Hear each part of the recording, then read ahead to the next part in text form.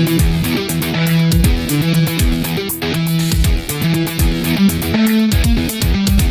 right, we're talking about video game genres today. Hell yeah. So Yeah. we're just going to jump into it with all the energy of your local crackhead. So, man, I already lost my momentum. Guess what? We're jumping into it with the energy of your local librarian.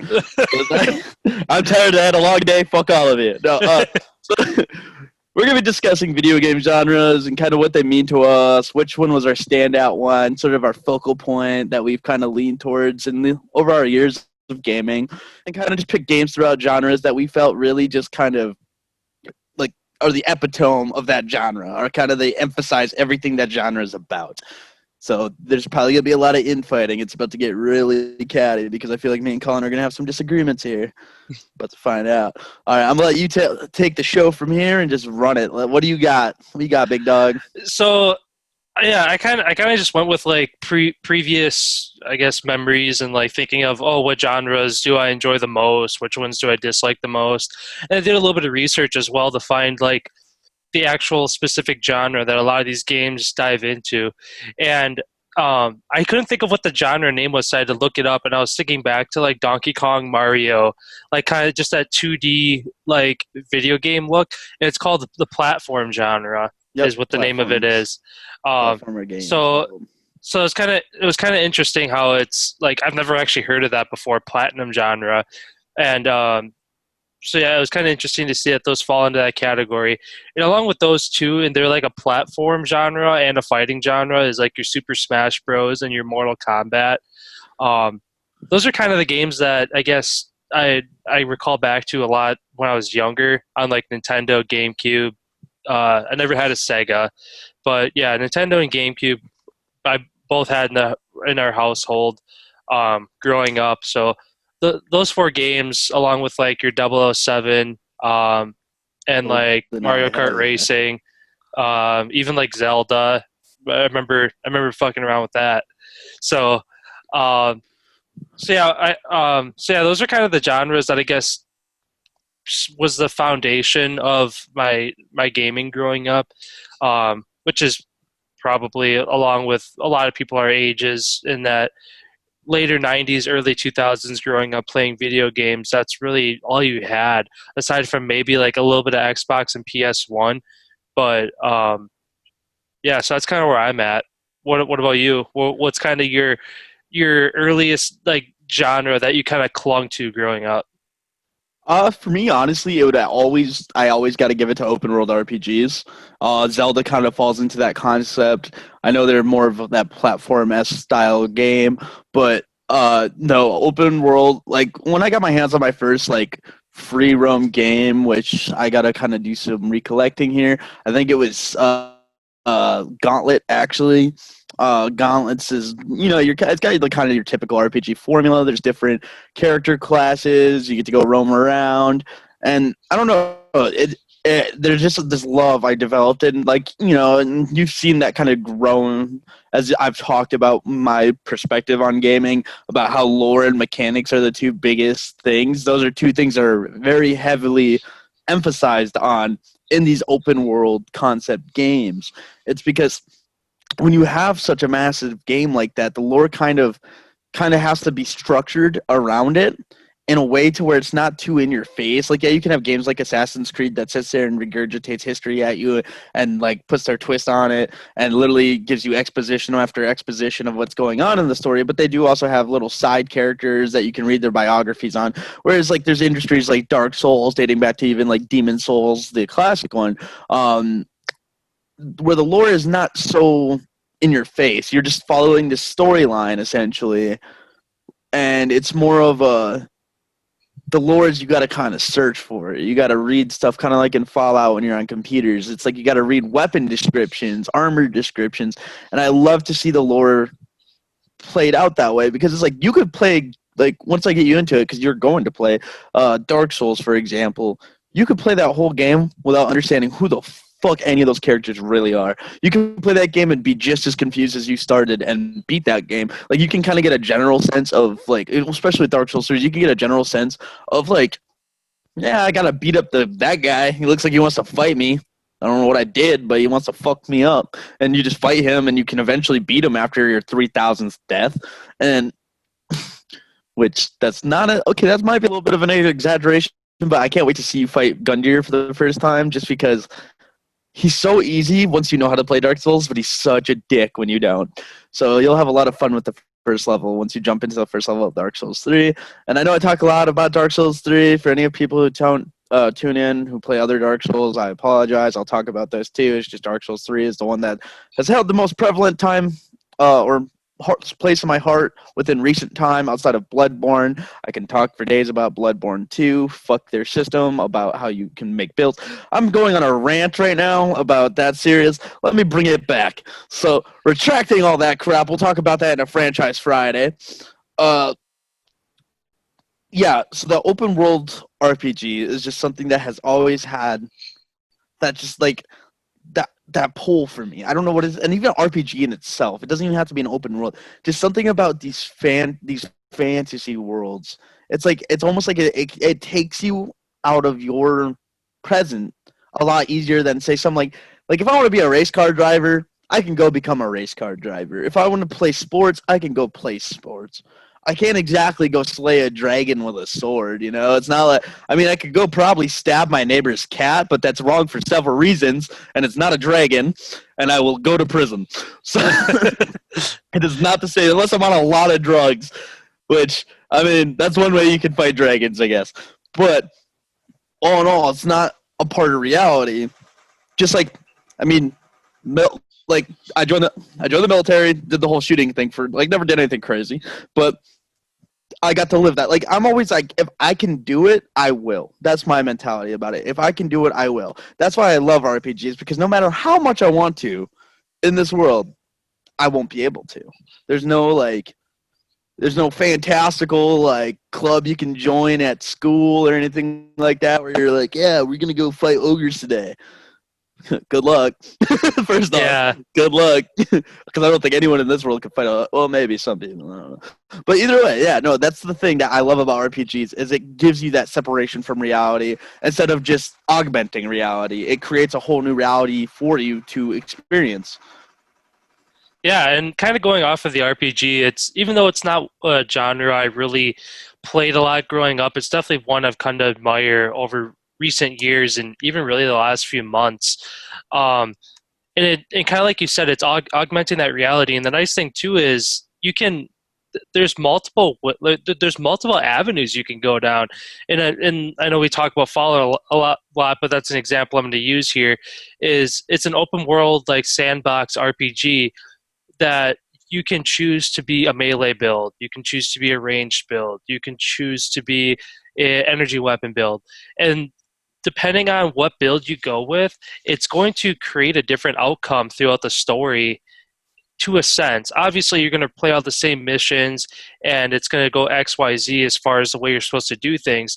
But I've noticed that as I do different builds in these RPGs, depending on the build that I choose to do, it takes longer. Like this last build I did with it being like a junky knife build and like just miscellaneous. Basically, it was a one-handed build, but I just told myself I can't use swords. So it's like knives, Crackhead pipe with a shiv. wrenches, yeah, rolling pins, stuff like that.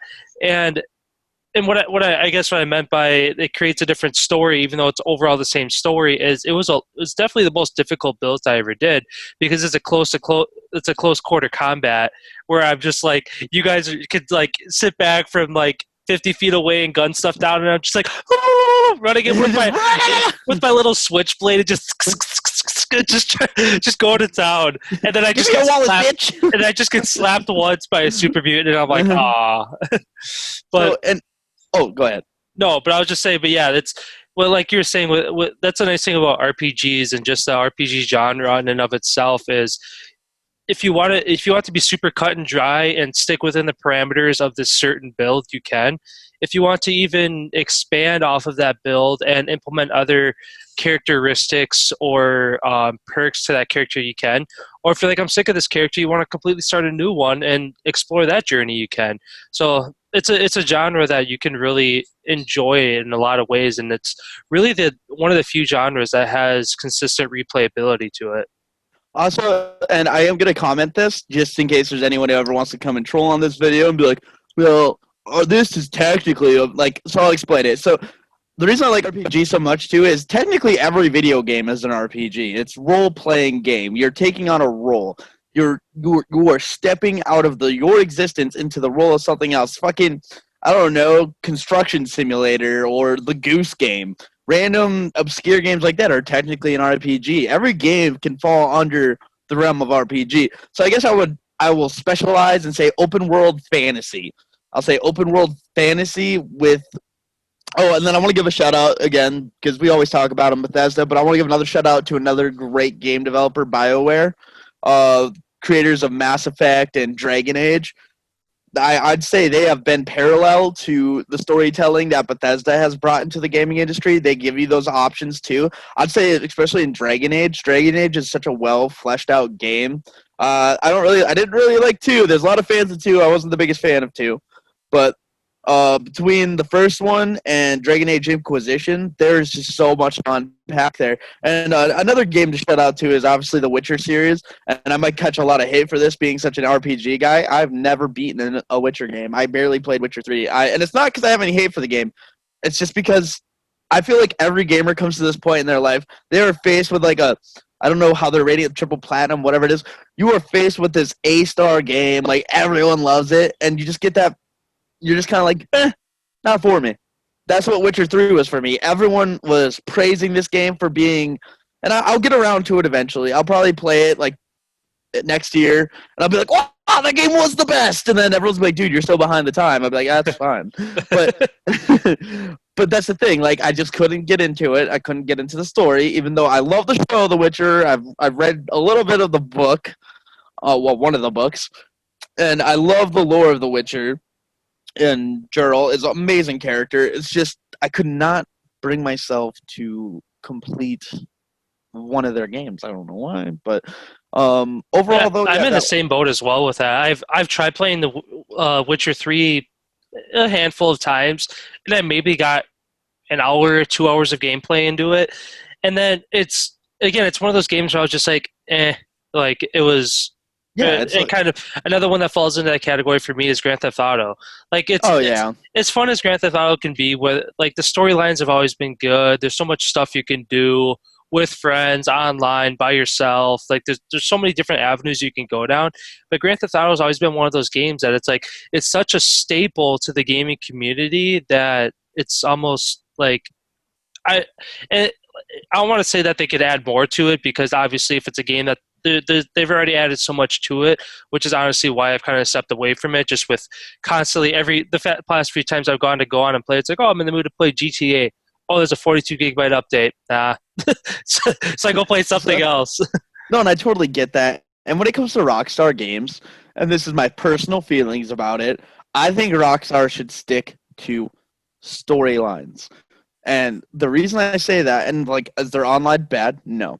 Does it kind of get burned out eventually, gets kind of worn out, and there just ends up being kind of this kind of dull sensation to it over time, even though they keep trying to update it. I kind of consider it almost like they have the same issue Fortnite did.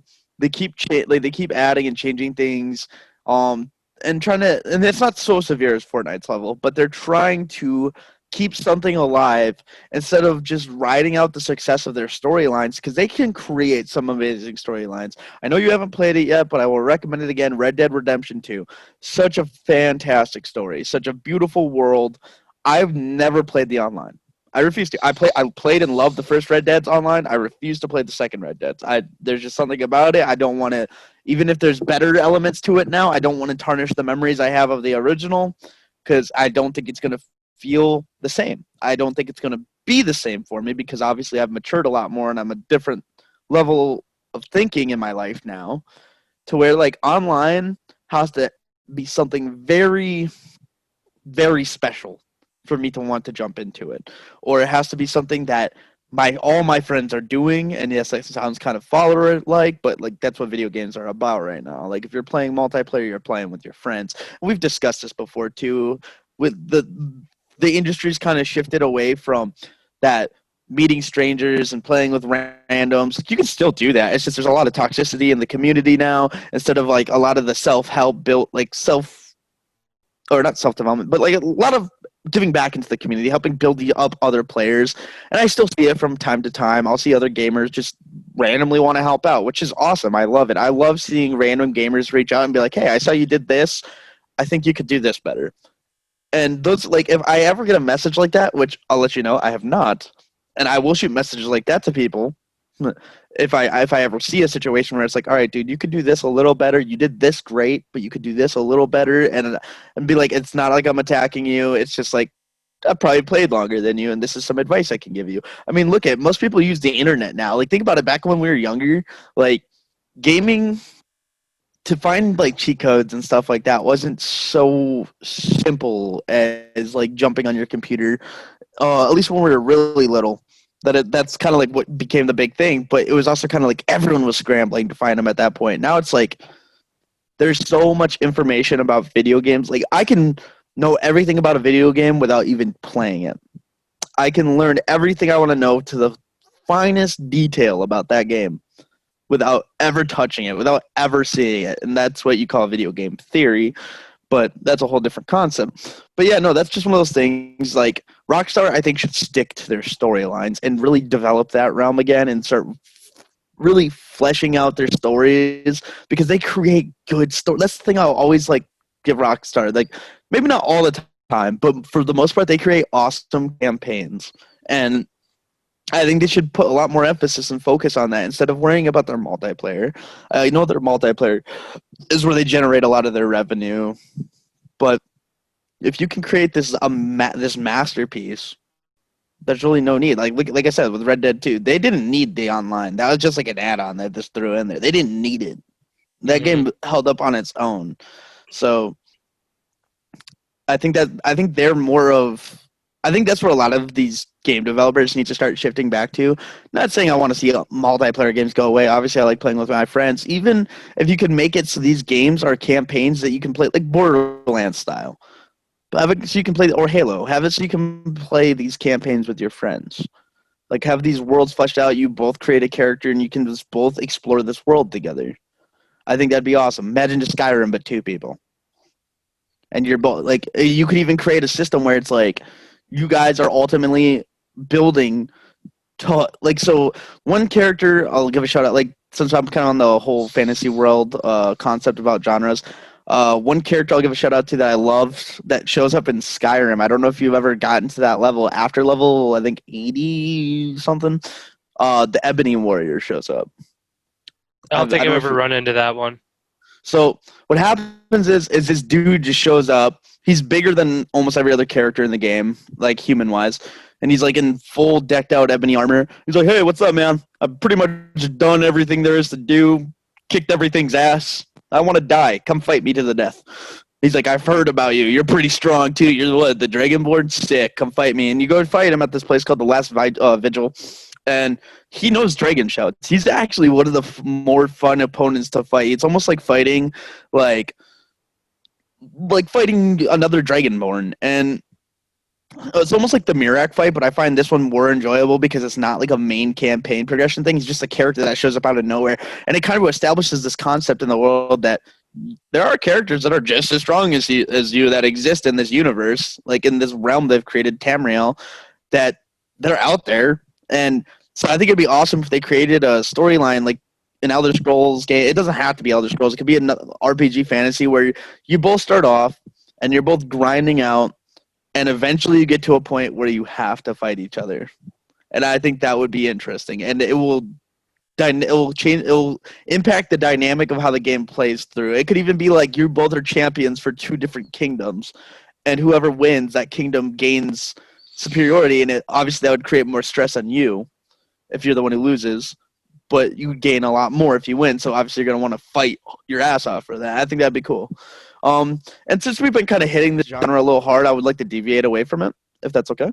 Yeah. One thing, or I guess it's kind of off of this genre.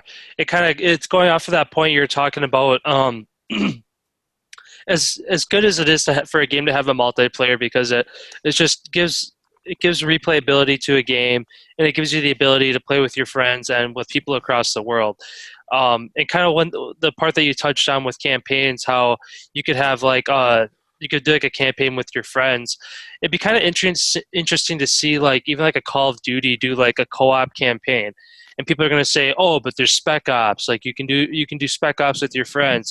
Those are like campaign-based missions, but they're not the same. If you play a mission out of a campaign and you play a Spec Ops mission, they both have a very different feel to them. There's not an overall storyline that you're trying to achieve. The characters are different. Sometimes even the setting's different. They just make up a setting for you to go to, whether it's on like an oil rig or something, or just something that's off of the main storyline. So it'd be kind of cool to see, and obviously it create more. It'd take a more time and effort, and obviously it'd be a bigger game for people like us to play and download. But it'd be kind of cool to see like a solo campaign and a co-op campaign that you literally, it's a storyline within the game that you can play, but you literally can't play it unless you're with a friend, or maybe you queue into like a multiplayer lobby and you join random people and do it with them. So I think that's a another part that I like to see within, I guess, Call of Duty, or really any other campaign that's based around a solo campaign. Even like Grand Theft Auto, a lot of their or all of their campaigns are single player. It was kind of cool that you could jump from like Trevor and Franklin and stuff like that. So Michael. you're Yeah. and Michael, yeah. Oh, I couldn't think of the third guy. No, that's all good.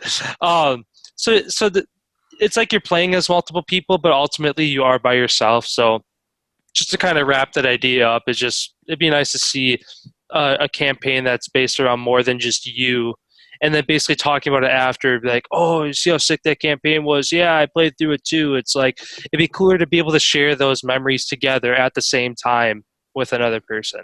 Oh, 100%. And like even looking back, look at San Andreas. Was it the most refined multiplayer? No, but you could have friends play with you that you just went to this point, and they could come in as like a random generated NPC. You could be a prostitute, a cop. There's like several different ones you could be, like a gang member that's part of the Grove Street gang as well, and you could just roll around, and like if you want to go fuck up some of the ballers, you go fuck up the ballers. Like it's so cool, and you could go fuck, like you could just go fuck around in San Andreas with each other. And that was actually one of the things I hated to see that GTA got away from. And it's like they had every opportunity to do that. Like if you had a friend who wanted to come play, say Franklin or Trevor, and you're playing as Michael or vice versa, they should be able to jump into that role and just play in your world as that character, and you guys could be able to do missions together, and it would have worked seamlessly together because they definitely had their own specialized missions that they could do. Maybe if you wanted to progress the campaign, you both had to meet up, or like, and you could choose to have your own separate single player campaign as well. I mean, they already have it established that you can. There's different game modes you can jump into, and yes, I know it's different. Like for example, Warzone, you can do duos, singles, stuff like that. But I think it'd be cool to see them get back into the campaign approach, get back into allowing you to play with your friends in a way that's unique, and also not to deviate too far off. For anyone who tunes into this and like thinks about the concept I was bringing up earlier about like, oh, having you guys fight against each other, blah blah blah. I've played The Way Out. It's a great game. I'm talking more from a fantasy standpoint. So if anyone's played that, you know what I'm talking about. But so when it comes to one idea that I always loved, and I would love to see it.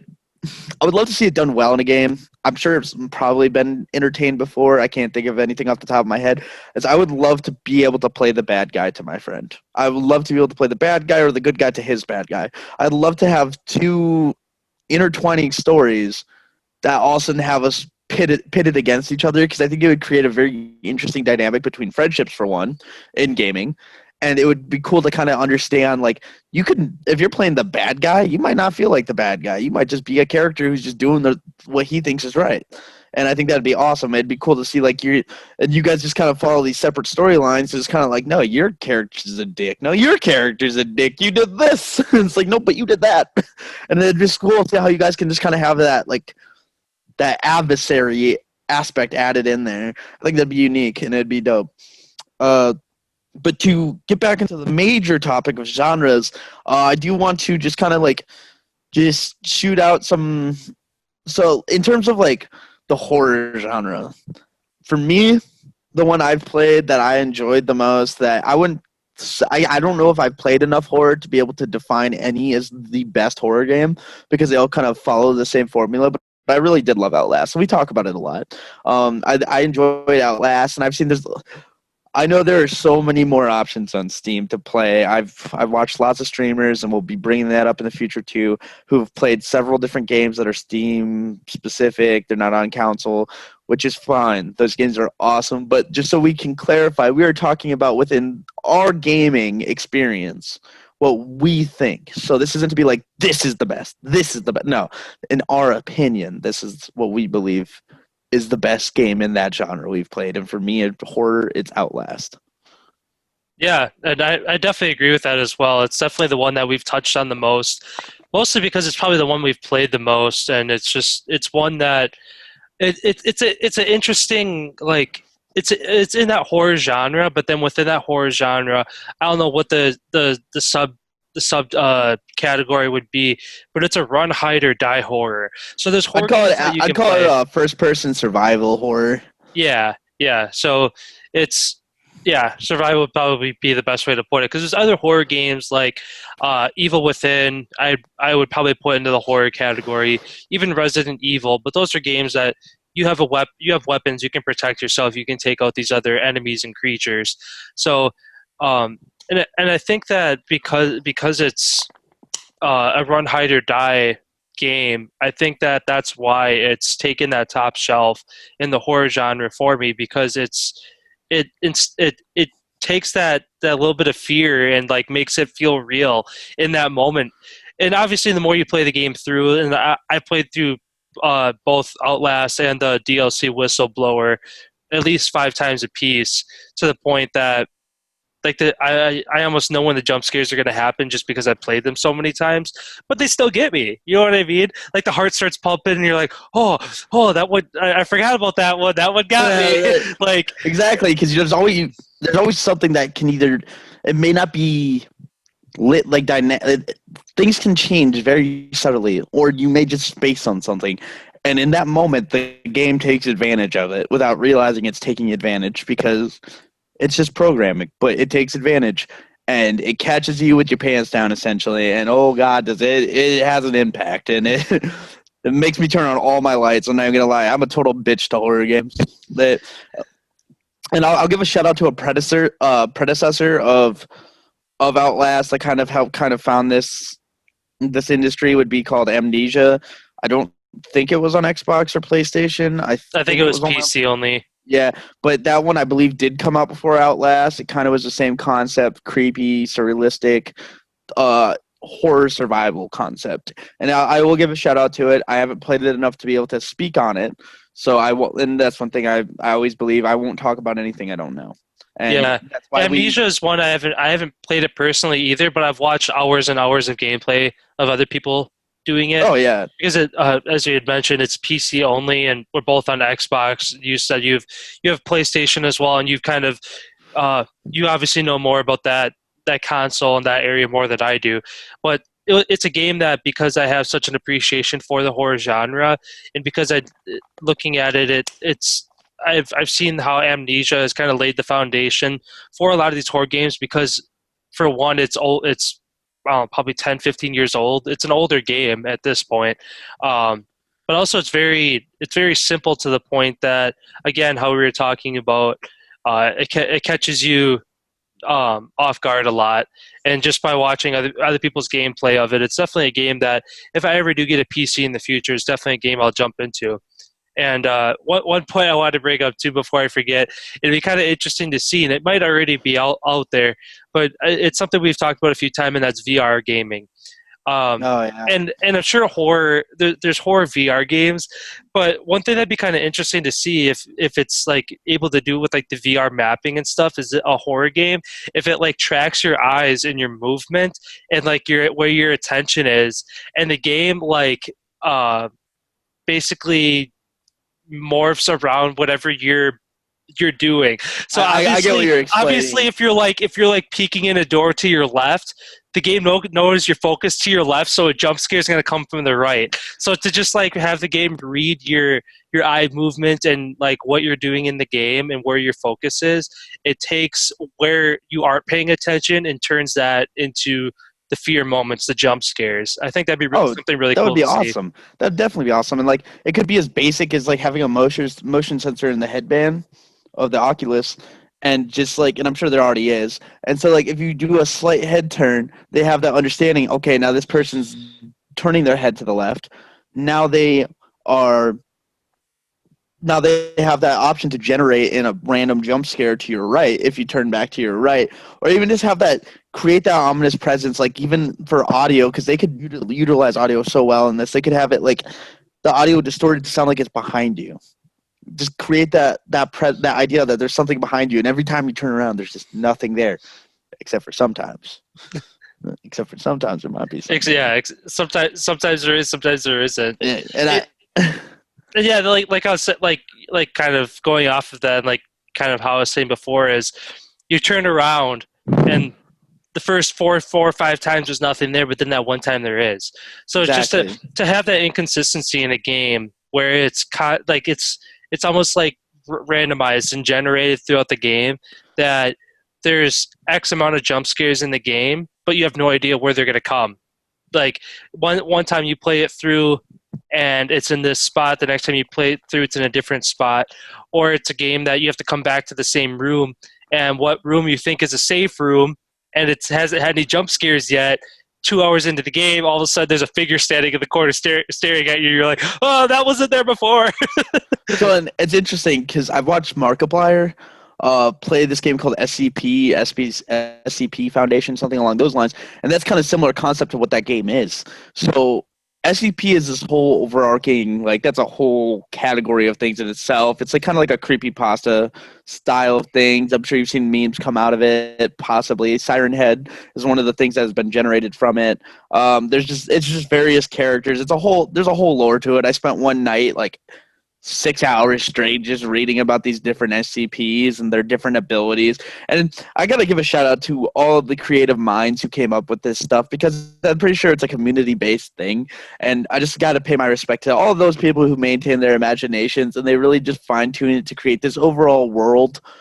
And it's awesome. And they actually created a game out of it. But yeah, no, it's such a cool concept, and I love the idea of that. And I would love to see that become more of like a mainstream, popular console game, like just so that that can kind of reach out. Because I feel like there's a lot of shit going on PC right now. That if it took the jump to console, we could see a revolution in gaming, just simply because we could see so many different things approached in unique ways, and I would love that. Next genre, I was thinking about covering honestly, because just because it's one that I don't really have a lot of talking points on, but I will give my shout out to a game, racing. For me, and it will always be Midnight Club. I loved Midnight Club, and I'm sure people will disagree. Like, there's a lot better racing games, but for me, Midnight Club is one that has my heart. It's one I grew up playing. It's the only car game I could tolerate without fucking wanting to smash my controller against the wall. So so I'd have to give it to Midnight Club. What about you? Yeah, Midnight Club is definitely one that's iconic, and it kind of laid that foundation for racing games, along with like Need for Speed. They're both kind of were tandem back in the early 2000s. Midnight Club being on like I remember playing on like PlayStation 2, and then when I had a PSP as well, I think it was Midnight Club Dub Edition was the name of it.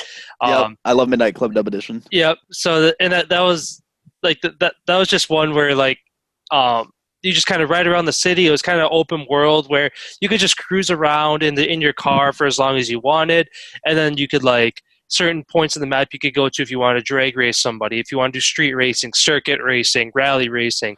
Like there's it had the open world feel, and that's kind of where Forza is right now too. With the Horizon series, the regular like Forza Motorsports, like 1 through I think 7 is how many they're up to now. Those are more of your like cut and dry campaign where it's like you work your way up from class A to like S1, S2, and then like everything else in between. Of you have to win so many races at this class, and then boom, you can bump up to the next class.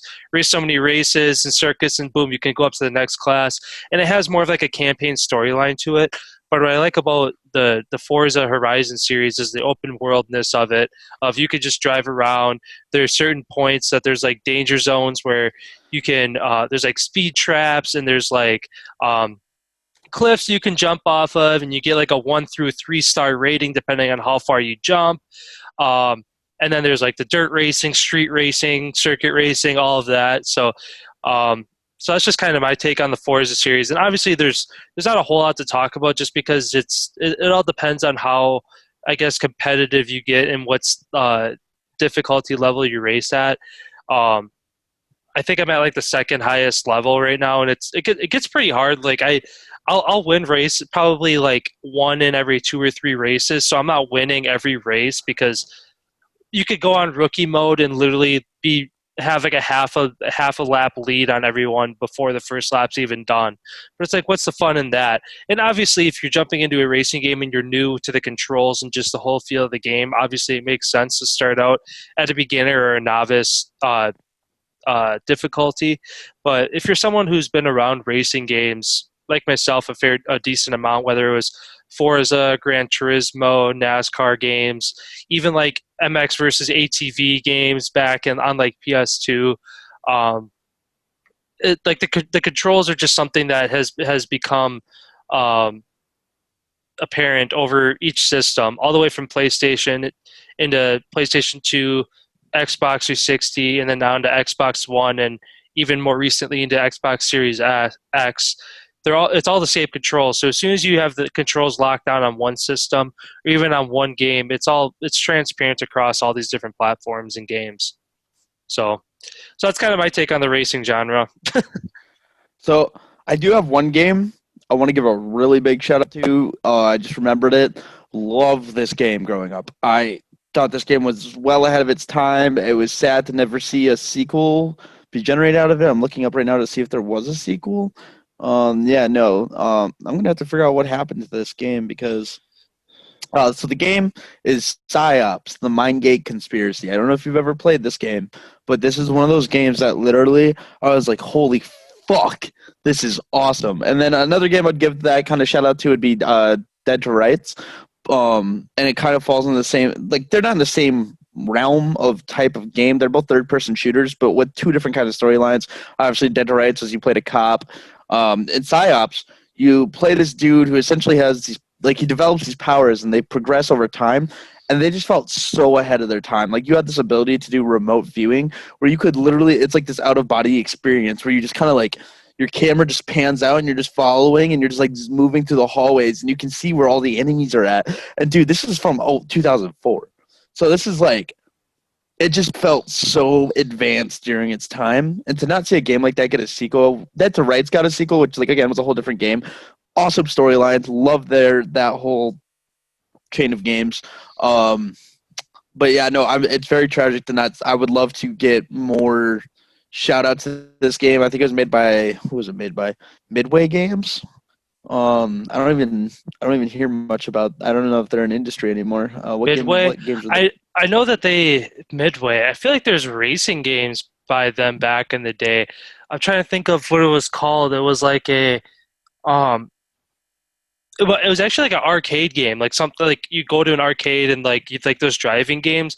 It was like like an off-road racing game. I think that was made by Midway.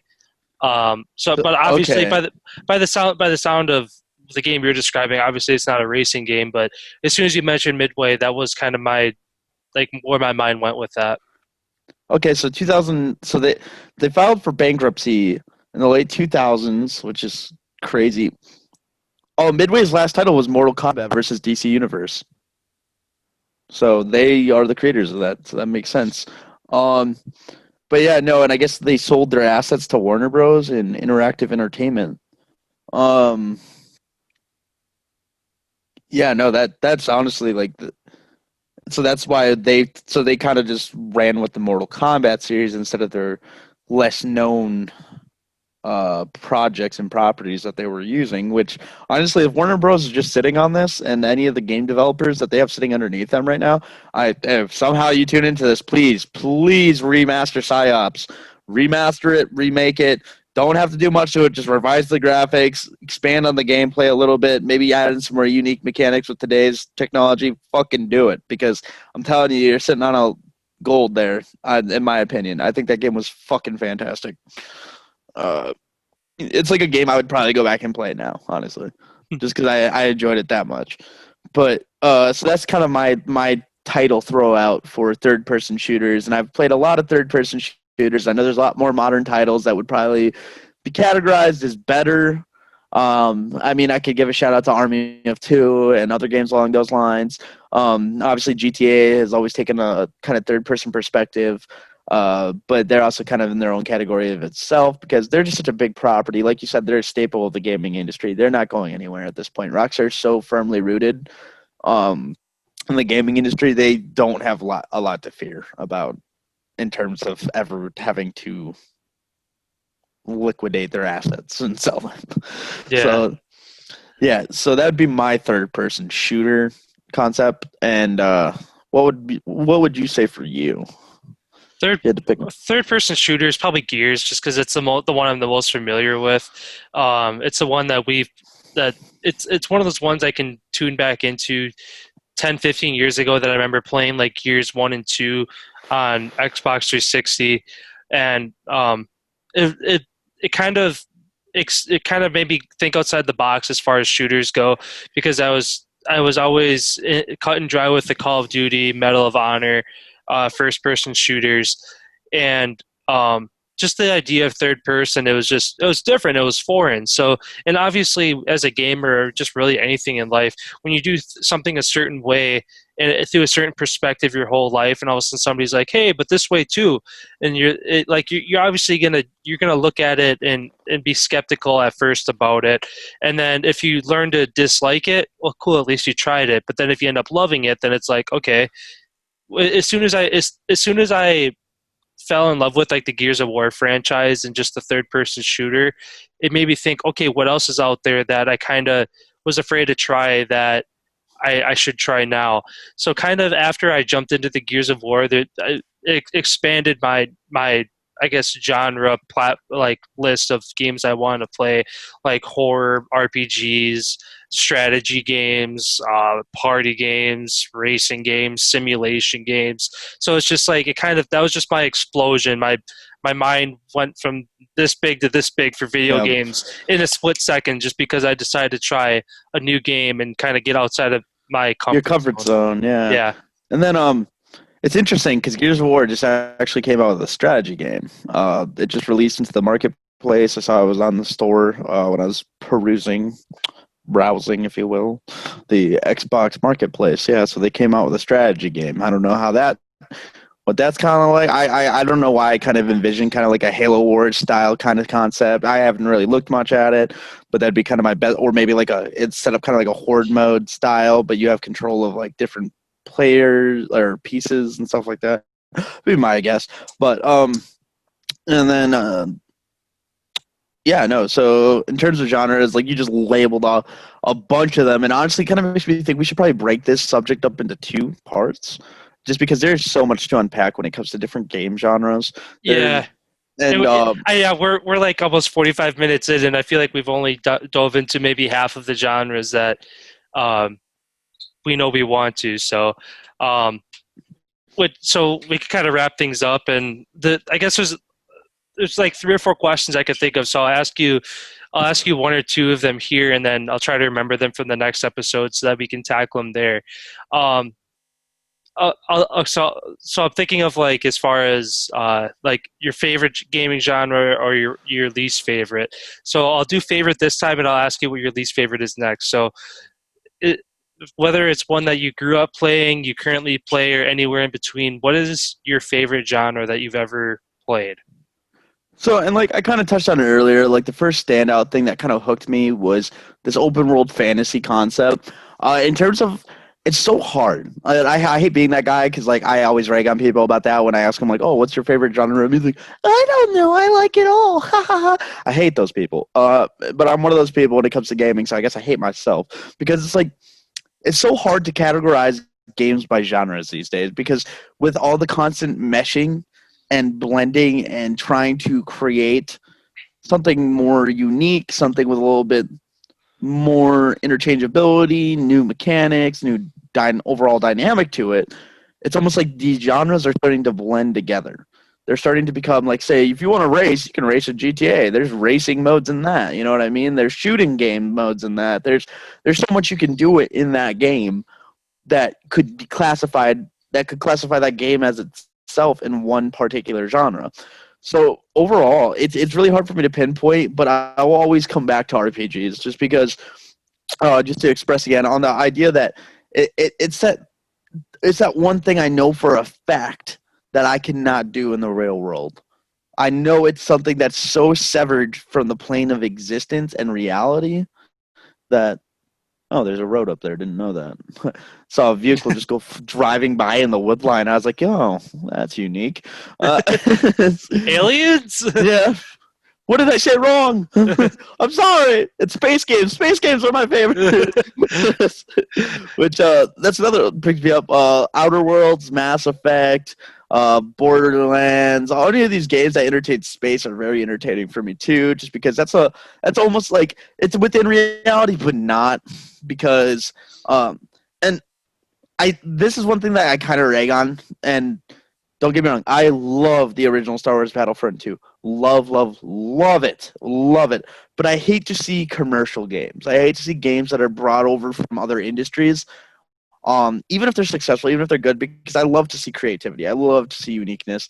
And I think that's kind of where I get a lot of my hangups with like seeing modern games made based off books or movies or other popular pop culture stuff because it almost feels like it's a cash grab for me at this point now versus back when they made them before there wasn't microtransactions with the original Star Wars Battlefront 2 and the original battle there wasn't microtransactions. It wasn't just like how much money can we get out of this because it's this property.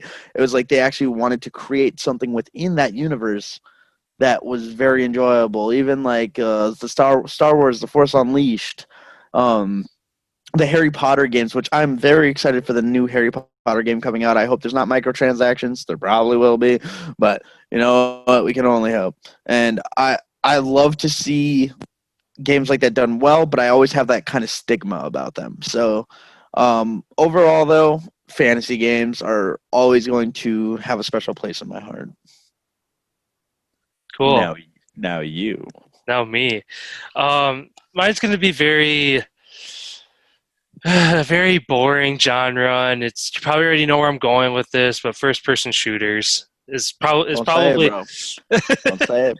Don't say it. it's got to be first person shooters just because that's where I've spent so much of my time. If there was a clock going on since the day I picked up a video game controller to the last time I played like a couple hours ago, it probably at least 3/4 of my time is in first-person shooters, whether that's Call of Duty, Battlefield, which I haven't played a whole lot. Gosh, why am I drawing a blank? I can't even think of another first-person shooter. Medal of Honor. Medal of Honor, God, yeah, that one. That's that from the age of probably like friggin' 8 to 12, that took up my life right there. Yeah, So yeah, their last big venture was like what Warfighter or whatever the fuck it was called, and it yeah. wasn't a bad game. It just never gained that success it was looking for, unfortunately. And then, yeah, they brought it.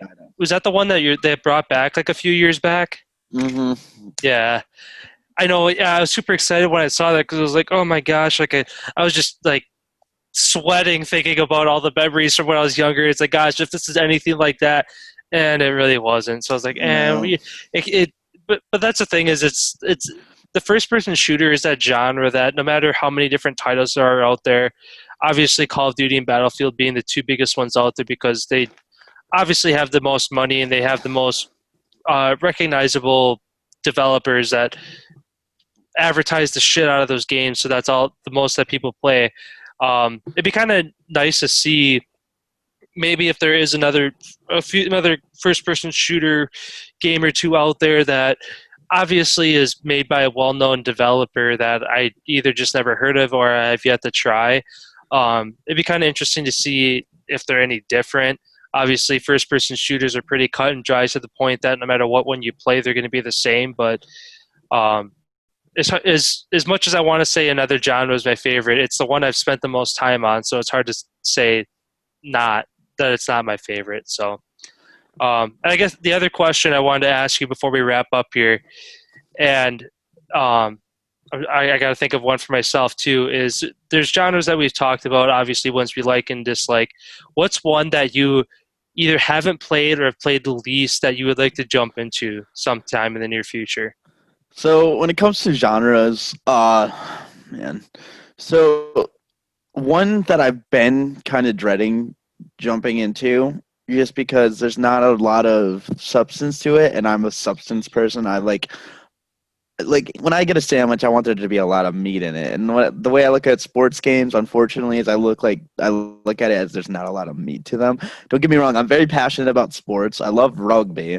I've played rugby games. They're fun. They're enjoyable. It's like just like I like FIFA. It's just there's just not. I don't know. I just feel like I get this problem when I'm playing games like that, where I get this tick in my thoughts, where it's like, well, this is just a game. Where am I going with this? And that can be said about every single video game. It's just I need something to suspend my belief of reality enough to where I don't sit there and think, oh, well, this is useless. Why am I just wasting my time playing a game? And that's why either I got to have that interaction with a friend. So definitely I could jump into sports games if I play them with you. It'd either be sports games or racing games are definitely the two genres that are kind of like, man, I fucking hate this. And that's no disrespect to racing and sports games. Again, two things I really actually have a lot of love for in the real world. Just it's hard for me to adapt that love in terms of gaming. I understand that, and that's especially coming from someone who plays a lot of like NBA, 2K, and like Madden and stuff. I can definitely see where your your speculation is, and it's not an accurate speculation at all. And like you said, when you look at a game, it's something that you look at as altering reality, something that you can't do in real life, something that you can make your own, and obviously when you play a sports game that has real players and a real team, the groundwork's already laid out for you as far as what's going to happen. Like you're either going to win the game or you're going to lose the game. But in an open world RPG, there's so much more to there is no winning or losing. No. Like yeah, and the nice thing is you can beat the campaign in some games, and there's still so much more to do. I've spent way more time in terms of like games like Oblivion, Skyrim. I haven't checked out Morrowind yet. I still have to get on a PC and check that out, unfortunately. But there are side missions you can do. There's so much other things you can do, and that's the thing with sports games. I feel like there's only so much I can increase. I can work on the performance of my athlete that I create, like a custom athlete, but everyone else has fixed stats. Like one sports game, I guess you could say I've played a decent amount when I was younger. I'd kind of classify it as a sports game, but it kind of not was WWE. Was just because it'd be sports technically. Yeah, and then also UFC. The reason I could play those games was because usually I was playing them with a friend. It's because if I'm like that's the only way I could really jump into those games and maintain an interest is because I'm obviously playing with somebody and there's that competitiveness that I can handle between me and my friends. Going online and playing some asshole who's just going to be a dick about it, especially jumping into that. Like, I know that's a problem you've had with Madden, I believe, where you'll just be playing a game and then you'll barely lose by like some obscure bullshit because of extreme tilt or some nonsensical punt that they pull out of their ass and they're like, oh dude, I destroyed you. Yeah, I just bent you over the barrel and I reeled you out fucking 7 ways to Sunday. And it's like, dude, first off, control yourself. Your testosterone levels are too high. Maybe go play a real sport, burn those out. Yeah. Secondly, bro, it's about like a point. Literally, I've like that, and I know there's those people that have that mentality. It's like, oh, it could be by a point or by 100. I still kicked your ass. It's like, there's that recognition of skill level. Like, if we win a game, say we're playing Rocket League, which I guess is kind of sporty, but there's again, it's such a suspension of belief. Like, people aren't driving around hitting mega soccer balls with their cars. Like. Yeah. I don't know. Maybe the Japanese are. They do a lot of crazy cool shit. I want to go to Japan sometime. I would love to check out some of the cool shit they do over there. I see a lot of they in terms of like technological advancement. I think they have a lot of cool stuff that a lot of the things they're working towards, and they have a lot of unique stuff they have in their cities. Weird stuff too, very weird stuff, but a lot of cool, unique stuff, and that's definitely one of those cultures I've always wanted to go and experience. Yeah, I'm a total fucking nerd for Japanese culture, whatever. Cliche white guy who likes Japanese culture. Come at me. Uh, but that's the thing. Like, uh, Rocket League has such a suspension of that belief, though, that you can just kind of be like, well, like, and I play with my friends too. Like, I can play on my own too. Throw on some music if I just feel like burning my brain out. But ultimately, I gotta know. What about you, buddy? What's your genre? The one that I definitely want to jump into is kind of the stealth genre, and more specifically, a game Really? mode of like Dishonored, just because of Really? I'm Wow. one of those people who I'm typically not somebody that goes in quiet in a video game. Obviously, obviously, No, no, I, you are not. obviously, in like a campaign setting, like when you have to be, obviously, I am. I'm not going to just completely fail a mission over and over and over and over because I can't not fire my rifle in the air before I walk into a building. Not to cut you off, but the way you're talking already clarifies to me that you always try though. You always try to see if you cannot stealth it, and I have a lot of respect for that because I do the same thing. Yeah. we No, you have to try it because it's like, okay, obviously this is a stealth mission. What happens if I shoot that guy? And all of a sudden, like, you see like 20 lasers come on you, and you're like, oh shit, that's what happens. like, oh, well, that is not allowed. And But yeah, well, anyways, like just because, and especially why I mentioned Dishonored is because I've heard of it being one of the more difficult games to play. Because if you don't have that patience to be a stealth player, you're going to just get your ass chewed in that game. And just with the mechanics of it and the storyline of it, from what little gameplay I've seen and like the things I've read about it, with how difficult it is, it I feel like it'd be especially difficult for me because I'm not a stealth player. So just going into that genre, and if there's anybody else that listening to this that besides Dishonored that has played a good stealth game over the years that you'd recommend me trying, definitely mention it. But yeah, just because it's something out of my comfort zone, and I mean, it, I can give you a couple shout outs, but the problem with these stealth games, and it's kind of like, I wouldn't call it a problem. It just creates another avenue, which is the avenue you and me would probably take as gamers, the way we play. Would be Assassin's Creed, Sam Fisher, Metal Gear Solid. They all have one concept that is all very similar about them. There are situations where you can get away with a lot of bullshit. Like, you can, you may be being stealthy for some parts, but then there's other parts, especially in Assassin's Creed, you can just kill everybody. If you just fuck everyone up, everything just goes back to normal eventually in some of them. Like, I remember in Brotherhood, like, I got chased by like fucking 20 dudes and I just beat all their asses and everything was kosher after that. Everyone just forgot about the dickhead with the fucking assassin robes on. And all because I just hung out by some prostitutes. You can literally beat the shit out of 20 guys and go just chill by some prostitutes in that game, and like, or whatever fancy fuck word, they were whores, they were prostitutes, whatever fancy word they use for those ladies of the night. You just go hide in their little crowd and they'd be like, hee, and then all of a sudden all the guards would run by because they wouldn't question the one dude in that group. But it's there are mechanics like that in those games that kind of create a way to get around having to be super stealthy. I can't remember. I never really played it. I know it's a very difficult game. Ninja Gaiden. I think it had stealth principles to it, if I remember correctly, but it was also just a very hard game to play in itself. Fuck, what else is there? Vampire is a stealth vampire game. Thief is a stealth thief game, obviously within the title. You just rob people, so that's another one to check out. What else is there?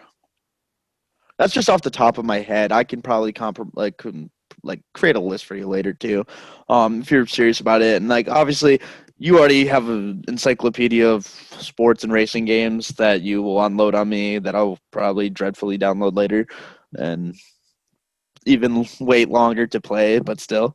Uh, but yeah, no, definitely that's a definitely a cool genre to jump into because it does challenge you as a gamer to get away from your typical "I'm gonna blow every fucking thing in this world up" mentality, which is still always going to be fun. And there's several other games for that. So yeah, I definitely would love to see you jump into that genre, and I would jump back into it with you just because it's been a while. It's been so long since I've entertained the idea of not just killing everything around me and having to play more methodically and plan and have a strategy to my overall gameplay versus just I'm gonna blow it up and shoot it in the face and kick it in the nuts. But there's like there's so many games in that genre that we can entertain, and I'm sure there's even more coming out as these new consoles are coming out, which will be discussed in the future too. We'll be covering an episode about that. I kind of want to actually, and I'm sure you like the idea of this too, cover an episode about the new specs on these new systems, and once they're actually out getting played, we'll watch a lot of reviews on it. Because I ain't buying no fucking inflated priced Xbox Series X or PlayStation 5 off the fucking Facebook Marketplace. I'll wait because I'm a patient boy. Fuck you guys trying to sell them for up-priced bastards. Uh, but yeah, once that comes out, we'll do a review on that. I'm sure a lot of people would Yeah, love to hear about that. and I've within the next couple months too. Hopefully by I don't know February, March, I'll have the Series X myself. So hopefully by then, like I before we do an episode on it, I probably want to have it myself. That way, I'm able to speak on it and Oh yeah, I'm not give saying out. like next week. I'm saying No, down the no, road. Yeah. no. But well, cool. Well, since we kind of established we're going to make this a two-part thing and kind of dive into the other handful of genres we have yet to kind of wrap it up from there, and we'll continue uh, with our Black Ops conversation on Friday. Kind of wrap up the Call of Duty franchise. Um, Cold War comes out tomorrow night, so that's exciting. Can't wait to jump into that. But Oh yeah. So everyone, be excited. Don't be dicks. A lot of people are jumping into it. Have a good time. Play it. Don't be an asshole about it. Unless you want to in a fun way, then be an asshole. yes. Yeah. All right. Signing off. All right, see you, man.